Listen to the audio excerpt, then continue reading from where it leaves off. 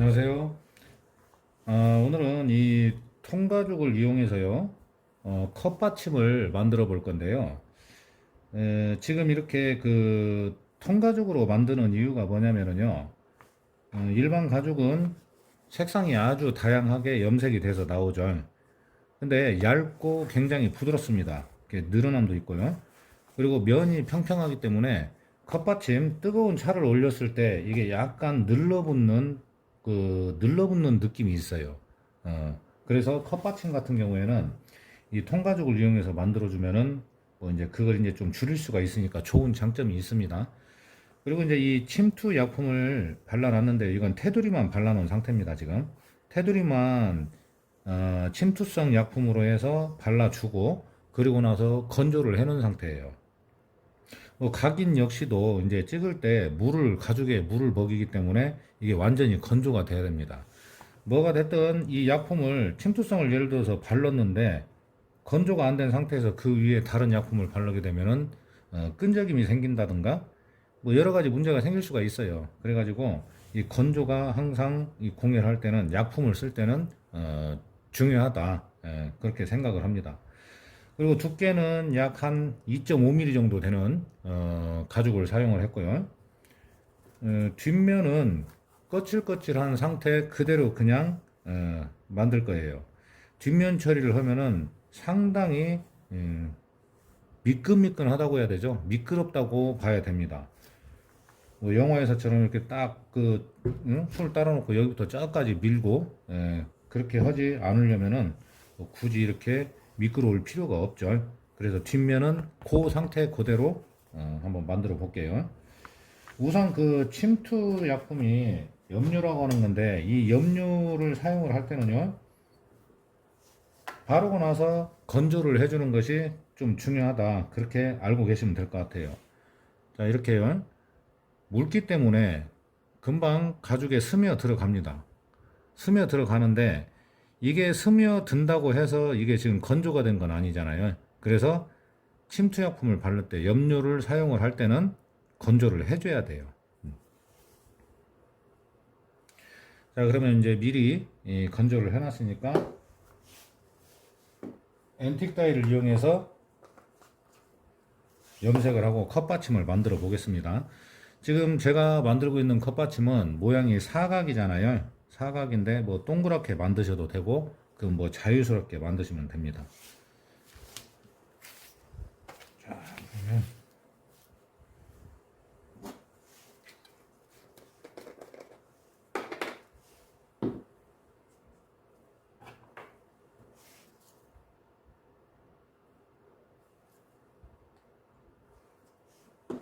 앤틱 다이를 여기 이제 사이사이에 들어갈 수 있게 골고루 발라주시면 돼요. 앤틱 다이를 바르는 것은 뭐 이렇게 칫솔 종류를 사용을 하셔도 되고 염색봉, 붓을 이용해도 되고 뭐 바르는 것은 어떻게 발라도 되는데 이러한 그 각인이 돼 있는 그 사이사이 있죠? 사이사이에 들어갈 수 있게 발라주면 돼요. 테두리 쪽까지 발라주겠습니다.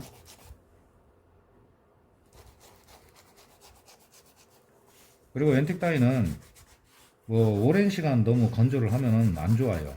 이게 완전히 마르기 전에 뭐 키친타올이라든가 헝겊 이런 걸 이용해서 닦아내 주시면 됩니다. 틈 사이까지 잘 들어가게 발라주고요.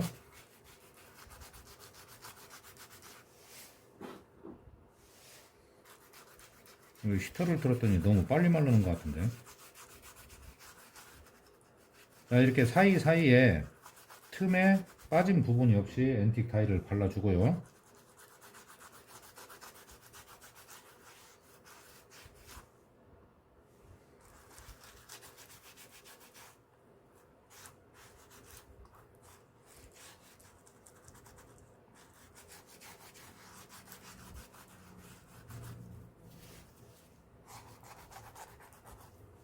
이 각인을 한 부분에도 들어가지 않은 부분이 있는지 확인을 해서 꼼꼼하게 발라줍니다.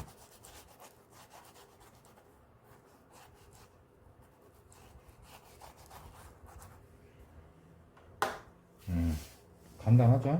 이렇게 발라주고 나서 깨끗한 천으로요.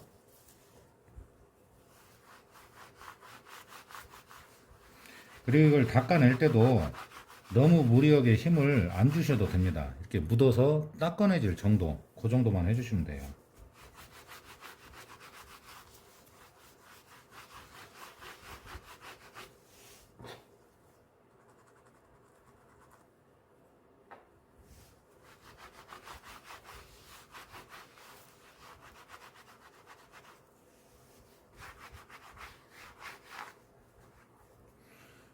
자, 잠깐 뭐 염색을 했는데도 색깔이 이쁘죠? 그리고 이제 이 각인을 했기 때문에 찻잔을 올려놔도 뭐 그렇게 크게 무리가 없습니다.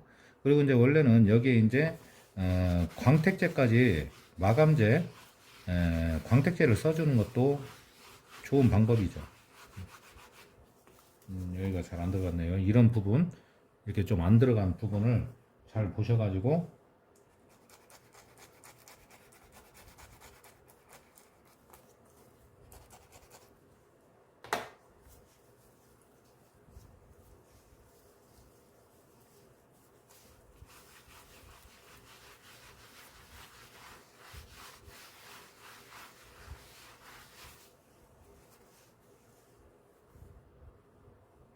자, 이렇게 컵받침을 두 개를 만들었는데요. 여기에서 이제 다시 이걸 잘라낸 후에 자르고 나서 침투, 염료로 해서 테두리 단면까지 그렇게 해서 마감을 할 겁니다. 따로 스티치는 들어가지는 않고요. 자, 그러면 마르는 동안에 한번 잘라 보겠습니다.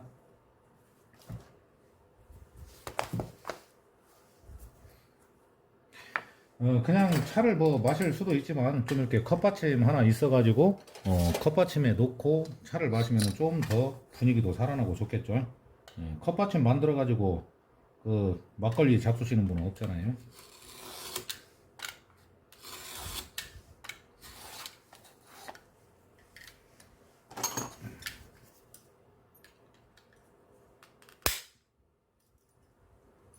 칼 날도 그러니까 좀 잘라주고요. 우선 이거 하나만 좀 해보겠습니다. 자, 재단 선을 그려놓은 데를 맞춰서 잘 잘라주고요.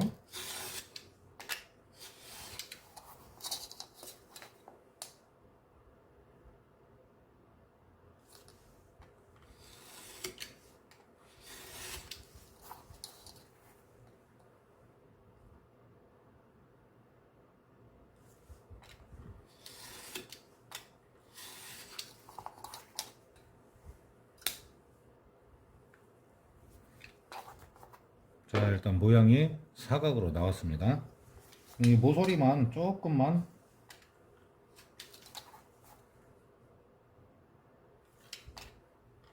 모서리 부분만 조금 날려서 한번 마감을 해볼게요. 이 공예를 할 때는 어떤 모양이나 뭐 크기 이런 건 자유롭게 할 수가 있으니까요. 만들고 싶은 것을 생각을 해놨다가 그대로 표현을 해서 만드시면 좋을 것 같습니다. 이렇게 칼질을 먼저 해놨으면은 재단을 먼저 했으면은 슬리커로 한번 이렇게 밀어주는 게 좋아요. 살짝 다듬어 주고요.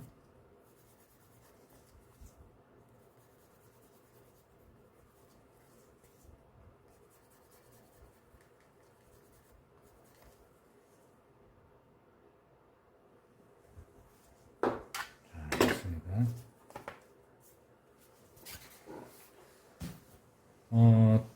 여기에 이제 방법은 여러 가지가 있지만 단면 처리를 하는 방법은 여러 가지가 있지만요. 여기에 이제 이 상태에서 엣지코트 기리메를 바르는 것도 있고, 그렇죠? 근데 그냥 여기에서 염료로 해서 이렇게 바느질이 안 되는 상태 같으면은 염료로 발라주고 나서 토커널로 마감을 하는 것도 괜찮습니다. 이 뒤쪽까지는 너무 신경 안 쓰셔도 되고요. 이 옆면을 블랙으로 했기 때문에 블랙으로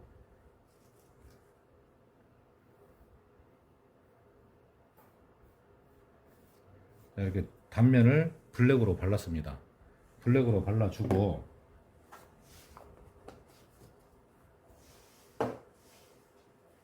잠깐 건조를 좀 해야죠.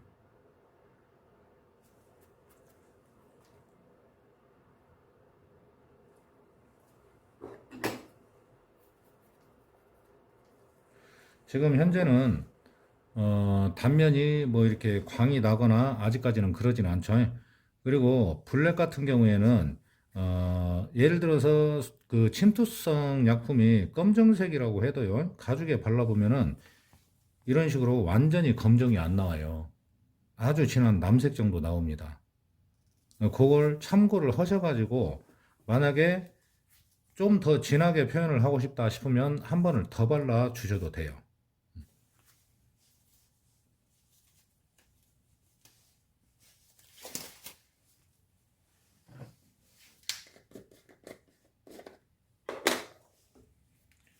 건조는 조금 더 돼야 되는데 일단 토코놀, 토코놀을 이용해서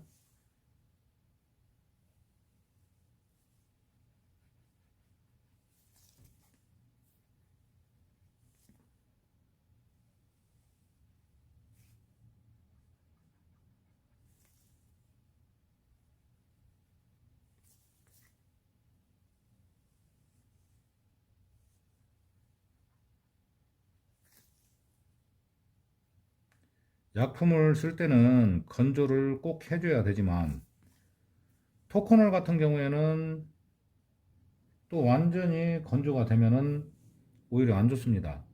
그래서 토코놀을 바를 때는 완전히 건조가 되기 전에 슬리커로 마감을 해주시면 돼요. 어떻게 생각하면 이럴 때는 이렇게 하고 저럴 때는 저렇게 하고 참 헷갈리는 것 같은데요. 뭐 이제 뭐 수년간 하다 보면은 이 약품은 건조를 필수적으로 해야 되고 이 약품은 완전히 건조가 안 돼도 되고 이런 걸 알 수가 있어요. 참 재미가 있습니다. 뭔가를 하나라도 알아간다는 것이 또 재미가 있고. 자, 완전히 마르진 않았어요, 토코놀이.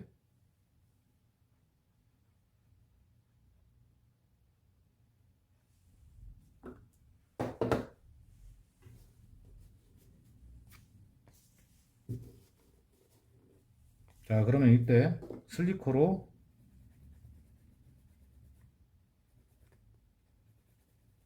토코놀이 완전히 마르지 않았을 때 슬리코로 문지르면서 다듬어 줍니다.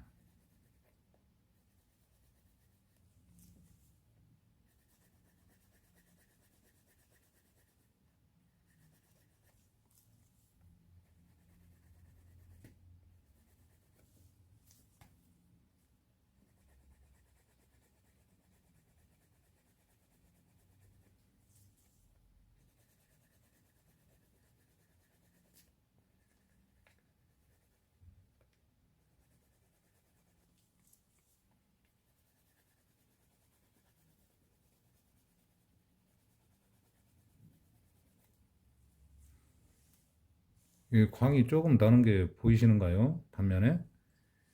이게 뭐냐면 엣지코트 기리메를 사용하지 않고 침투성 염료와 토코놀만으로 지금 마감을 한 거잖아요. 그런데도 반짝반짝하게 광도 좀 나면서 단면이 매끈하게 잡아집니다.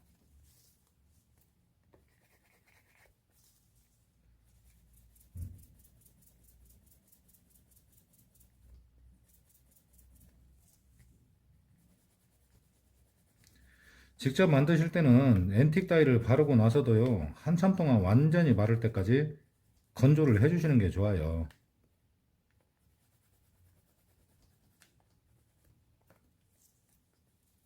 저는 이제 빨리 보여드리고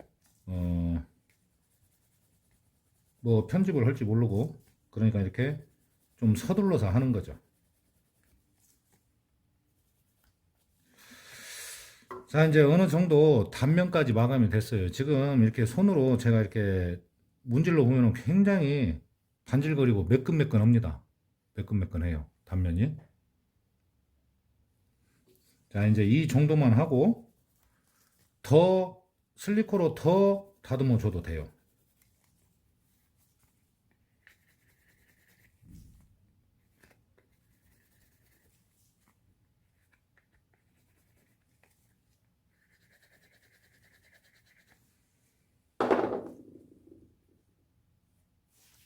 자, 지금 단면을 이렇게 이제 마감을 했는데요. 여기에서 토코너를 한 번 더 얇게 바르고 다시 한번 슬리코로 다듬어 줘도 됩니다. 그건 참고로 알고 계시고요.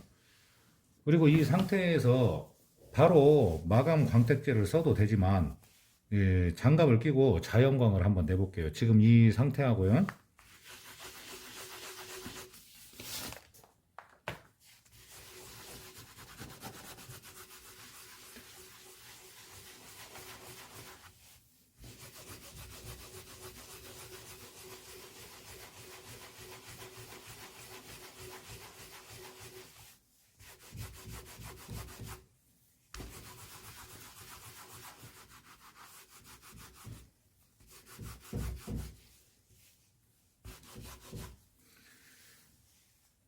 자, 이제 아까보다는 좀 더 광이 나죠? 이제 광 역시 또 한참 더 해주면 더 좋습니다. 이 열에 의해서, 마찰에 의해서 이게 이 광택이 이제 자연스럽게 나는 거거든요. 그러니까 더 문질러 줘도 되고요. 컵받침에는 어째서 마감제를 되도록이면 안 쓰냐면은 뭐 차가운 것도 올릴 수 있지만 뜨거운 것도 올릴 수 있고, 이 자연광을 내주는 게 통가죽은 오히려 그 더 좋은 것 같습니다.